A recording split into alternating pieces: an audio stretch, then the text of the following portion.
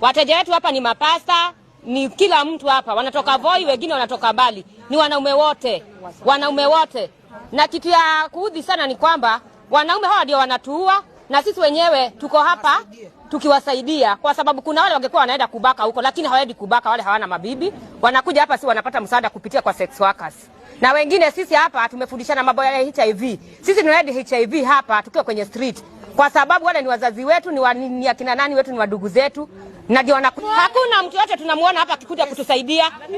Sisi we are discriminated. Sisi tunadhalauliwa hapa, kila mtu akituona hapa anasema sisi ni malaya. Na hilo jina pia tunataka likome, kuitwa malaya. Kwa sababu sisi ni wazazi, sisi ni smart ladies. Kuna wale home based wanafanya manyumbani, kuna wale wanafanya hapa street, na kuna wengine wanabagaiza kwa vilabu.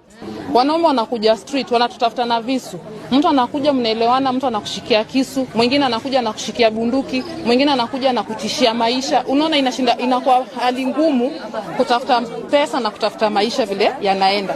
So unashinda ukishindwa unatafuta pesa vipi, na wakati mwanaume mwenyewe mnaelewana, mmeshakubaliana, mmeshamaliza kuelewana, na mnaingia na yeye na anakuja na kukabako, mwingine anakuja na kushikia kisu.